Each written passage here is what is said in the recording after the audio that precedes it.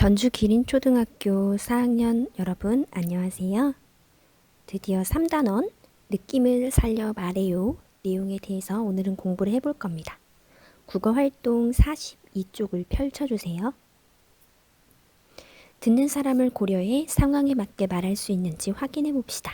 1번 상황에 맞는 표정, 몸짓, 말투로 말한 친구를 찾아서 색칠해 봅시다. 각각 상황에 대해서 왼쪽과 오른쪽으로 나누어져 있어요.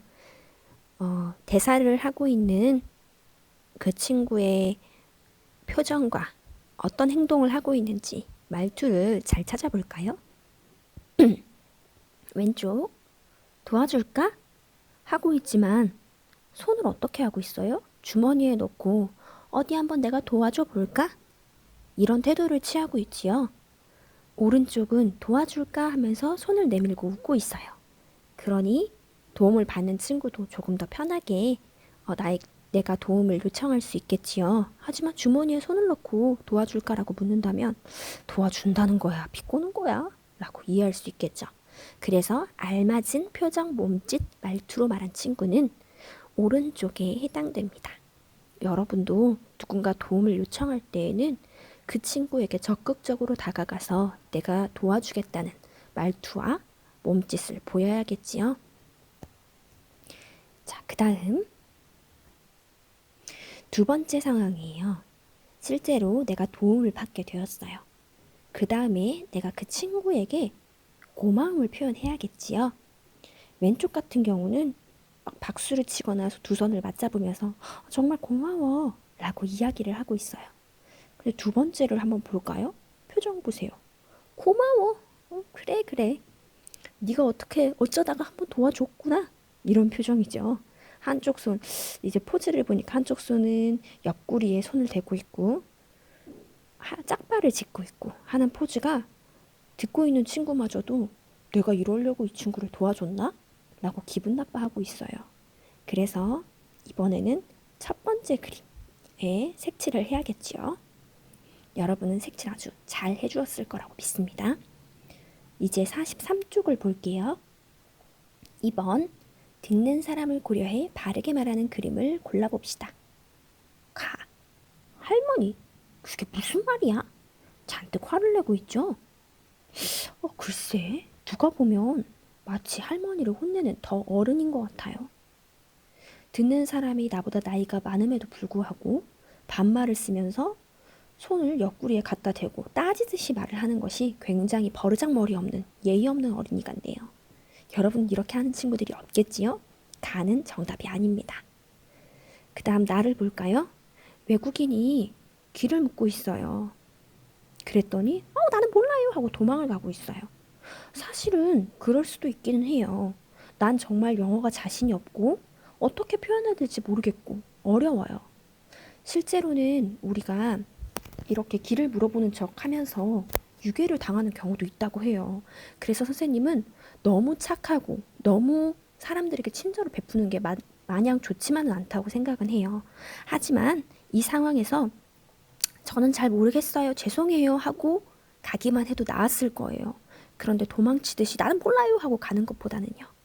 만약에 내가 조금 안다면 길을 직접 알려주어도 좋고 아니면 명언을 내가 짧게 완벽하게 하지 않아도 괜찮아요.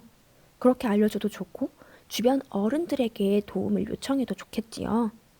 옛날에 실제로 어떤 할머니가, 나쁜 할머니겠죠.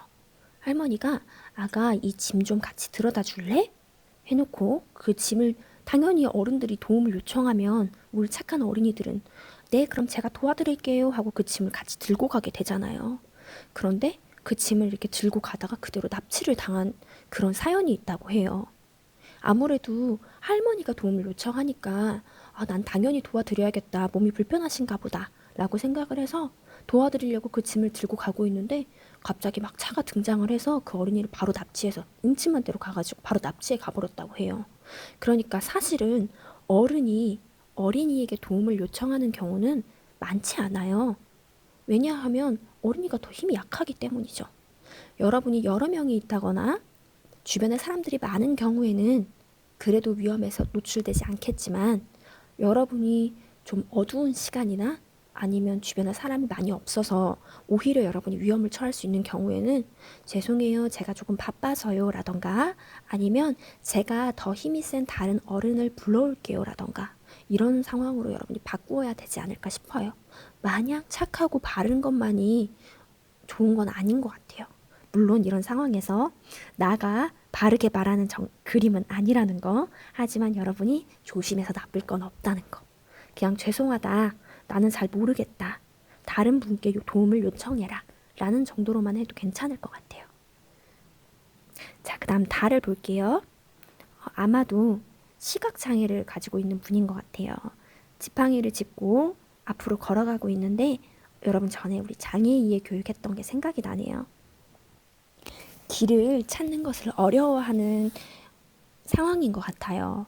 하지만 이때 중요한 것은요. 그분이 도움을 요청하지 않았는데도 내가 덥석 손을 잡는 경우. 이게 굉장히 무례한 행동이라고 해요. 왜냐하면 그분은 앞이 보이지 않기 때문에 갑자기 누가 손을 잡으면 무섭고 깜짝 놀란대요. 그래서 그게 아니라 조심스럽게 다가가서 혹시 제가 조금 도와드려도 될까요?